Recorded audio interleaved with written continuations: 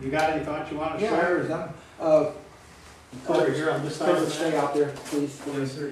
Thank you, sir. Thank you, thank you. All you guys talking about all the principles, you know, and basically, when I met him, and he taught me the principles of Aikido. And we have a lot more now, as we've grown over the years to keep adding principles and principles. A few years ago, I wrote them all down, and then I lost it, the sheet. And it's funny, because this morning I sat down at the table, I took an index card, and I started writing them all down again. And I had 15 when it got time to come here. So there might be a few more, if I think. But I'd like to show a few of them, and there's a lot. But they're basic, and it really makes the whole difference of understanding how to move, how to throw people, how to deal with attacks, all the principles. Well, I know that this is something you demonstrated even at seminars with masters teaching these great advanced techniques, and they're all just basic moves. I'm going to go quick, and it'll probably be too much, but say Kurt's just in front stance. You guys do tanks of those still, some of you don't do, in hard style. Just a basic front stance, that's strong. Put your fist out there. That's very strong. You know, you don't want to go against that. But of course, there's nothing in any other direction. Okay? But any stance, you've heard this explained, any stance, if you draw a straight line through the ankles and make a triangle, that triangulation point, there is no balance. You've completely destroyed. There's one in the front, okay? There's one right back here. I'm hardly touching him. If he's in a horse stance, then it would be here and here. If he's in a back stance, it would be right there and right back there. And it's just a very simple way to destroy his base. Okay? Without having to shove him back and forth. You know, without trying to move his feet. It's just a theory of triangulation. That's one principle. Okay, another one, you can do the same, we'll use the same thing. It's just to extend him. Okay? He throws a punch, I open the door. That's another one of his principles, just to knock you there. If I just extend that slightly beyond where it intended to go, he's completely destroyed his base again. And you know, once he starts going,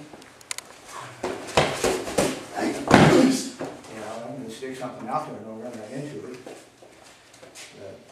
It's basically just opening the door in the principle of just extending. Okay. Another one is sectional moving. You know, this is just a Nikyo variation. You know where these came from. Where I would move this part of my hand, okay? And now that whole section is completely done. It's finished. I'll move my center. Okay, now this looks fake. So Kurt will tell you that's not. You have to move just to release the pressure. I'm already touching him. He's not tapping out. That's something we found in the soft arts. Aikido started me on it, where I would do this. That's done its job now. Now I'm going to move my center. And kind of what he was explaining about moving your center. Individual pieces. And it takes such a slight. Okay, he's ready to go. All I have to do is move my center. Okay, such a slight movement to completely destroy him that I got addicted to this. Okay, a long time ago. And sectional moving. Okay, same thing here. He grabs. I lock on. Okay, this section is done. Okay. Okay. There was another principle. Let's back up. I'm getting ahead of myself. I call it up and down, and when my students go, what? Okay, you've heard this, what goes up must come down. Say I'm doing a Nikyo on Kurt, and he's out on me, he gets strong, and I can't get this Nikyo. Okay, now one thing I can do is move him off his base or take him to his triangulation point and whomp him real quick. But if up and down, it does work. Okay? It does work. Because you just put all your body weight in the You technique. can do it with the Nikyo, same thing. You get some guy that comes in, it's strong. They can't do that lock on me. You know, You're taking his key up, which is redirecting his thoughts, and then you can get the technique. all his strength is gone. No strength. I don't care how strong he is, it's gone. You gotta be careful with it though. I You see only it as, break one very wrist at a powerful. time. I see it as two things. Soke is right. First, I'm locking my key in a certain position, trying to fight something rather than to move freely. When you let it move, I'm confused now. Yeah, And then there's the way to understand it. yeah. So once I get what I wanted, I don't know what to do with it. Now, I can stay here all day with him being strong, and he's a strong guy. Try to force that down, it's not gonna go. Okay? Now, of course, if I move my center, it's gonna destroy everything anyway. All I did there was move my center, I didn't even force it down. And that center thing, especially moving it circular, works really well. You can on me. Okay, if I try to fight that, I'm gonna be right, where you put me down. Right down, just like Kurt was. Okay, I'm trying to physically fight that lock. But if I forget about that and move from somewhere else, now that looks fake too. All I'm doing is letting him have his Nikio. Now if he really puts it on good, I'm gonna have to go down a little bit and walk around it. Okay, and I've got, I think that was your, where is she? Yeah. Your lock, wasn't it? Yeah. Maybe it wasn't? All I'm doing is moving from somewhere else to go around this technique. I can't go against it, it's going to break my arm. So I just walk around him, and now I've got a technique. All he did was move his center. You're not where they want you to be, they don't have technique anymore. And once I realized that, all of a sudden I had counters to all the techniques real easy without having to fight it. I know me and you years ago we were trying to make counters to Sankyo and Kodagesh, and they came up with some pretty good stuff. But when I saw that, it was so much easier, you know, keyword easy. Say Sankyo. Oh, sorry. The Sankyo, I can't fight that. He can break my arm, but if I just move my body, he's in a Kodagesh. Okay, all I have to do is Kudo. And again, I know that looks fake too, but it's not.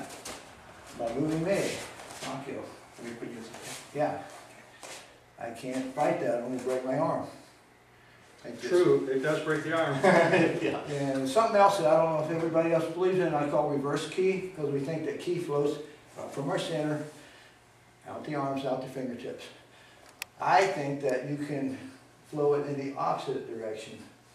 So if I take this ki, you know, I'm fighting against him, I'm flowing ki, trying to be strong so they don't hurt us bad. If I think of bringing it back to me, I came up with a whole other series of techniques like that. It counters everything. You're going to want to try this, I know. It works. It's cleaning. Yeah, Kodagesh, same thing. You put on a Kodagesh, okay, and I'm going to go flying, my feet are going up. If I think of bringing this back to me, it puts him in a Sankyo or Nikyo or Ikkyo, okay, just by bringing the energy back to me. Don't ask me to explain it, I just know that it works. And have I gone too far already? Everybody? You had a comment or a question? I had a question.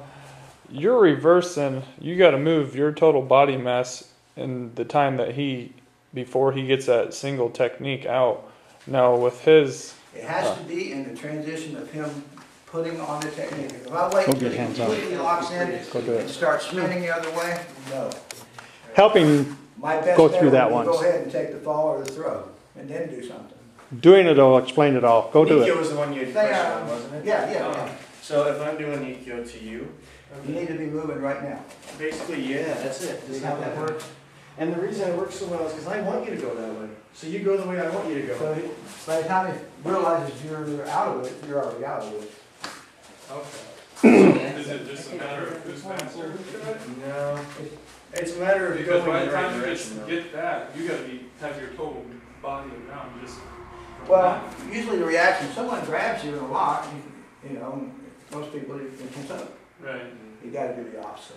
If you relax instead, and first you can't even get the Mikio, Right. can't. I know that sounds fake, but if I, instead of being strong, it was relax it, you can't get the Mikio. Okay? Fighting, never fight force against force. Right. Relax totally, I mean completely, no strength of any kind, and walk around me. I can't get the Mikio. It's not there anymore. Now, You took it okay, away. please don't do this to each other when you're trying to learn Nikios and practice in class, because then you're not going to get anywhere. Only do it when you're practicing counters. Where this started to make a lot of sense to me was when Gary started teaching us that break falls are the counters to the throws. When he started saying, just do a break fall to counter the throw, I'm like, oh yeah. Or do half of a break fall. I'm out of it now. Especially if I you're don't on even need a cement. whole break fall. Yeah, if you're on cement, you won't want to do break fall to counter the move. You know, Just that can hurt a Just lot. go, yeah. If that's where I'm putting you, go there just a little bit faster than I'm putting you there, and you'll have control of the technique. So Coverstone made a good point, you never fight force against force, you know, push, shove, you know, you just kind of work your way around it, so it's very interesting. And the thing, another principle is just extending. Yeah, I know you have to snap you. Yeah. You know, if I'm being a muscle guy, yeah, he's got a good hold on me, and I'm gotten strong now. It's going to be a struggle to do anything further for either one of us. But if I extend, I just run. Your balance is screwed up, isn't it? It is. I just messed him up. He's set up for me to throw him or do something to him right now. He's wide open Right. and no center. Yeah, my weight's back on this. Yeah, On this heel. it lifts the shoulder up. Yeah. You know that's what you want to do when you want to toss somebody. You get them light on one foot, and just start extending. Now you can't just slip your wrist up. That messes up his grip, but that's not extending key. You have to extend out your entire arm. See, I haven't taken a steady. See a move? All I did was extend my arm, and you never lock the joints. Keep them slightly bent, and it will work really, really well for you. Keeping joints Just bent is something. extending. Just being, if I'm doing your Chinchonagi, if I'm locked, extended, it's like trapped in a vice. It just isn't clamped down tight. See, that don't move once you're extended. That's solid. So extend. In Soke, the first good counter I ever saw Dakota Gash was to extend, wasn't it? You remember that? Right up out of it. You know, then you got a bishop throw or whatever you want from there, just to extend. Play around with it, but don't, like I said, don't try to counter when you're practicing. That's kind of counterproductive. Okay, what other principles were there? Now my mind's going blank. There was a whole bunch more.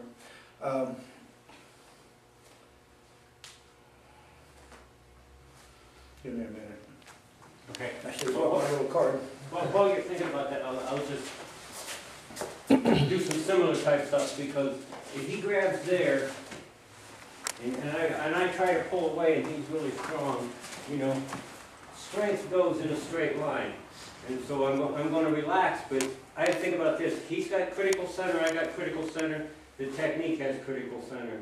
I want to move my center Change that, yeah. to the center of the technique. Because circling around or moving takes away all the strength.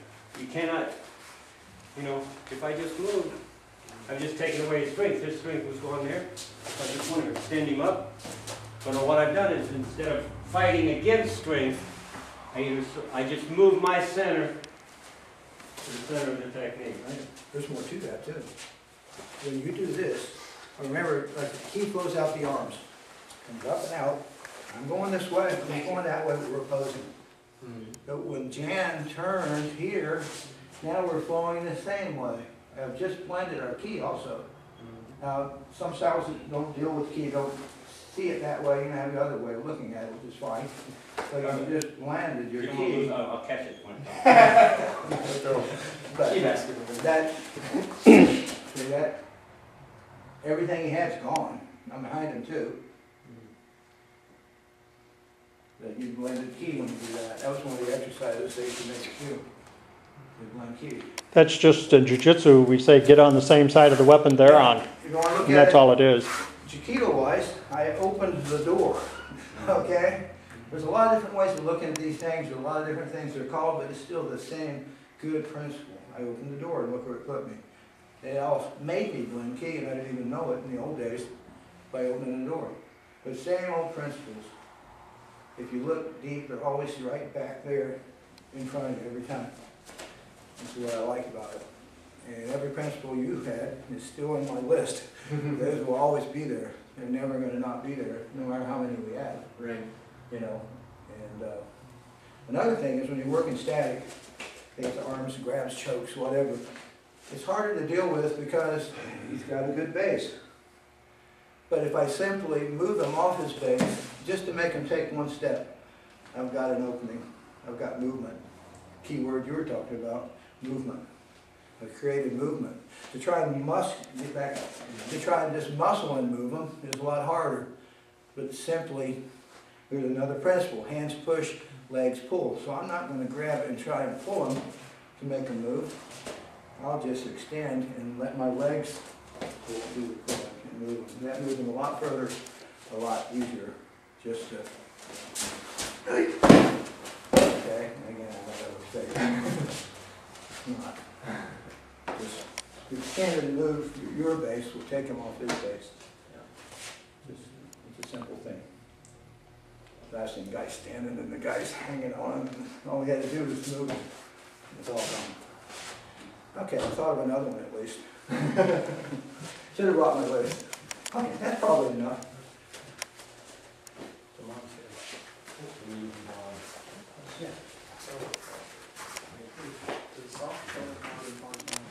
Oh yeah, that's old. That's people used to say that. I all the remember time. what all I said. You know, Must be that's old. kind of an old water principle idea, but it doesn't have to be that way. Soft comes counter.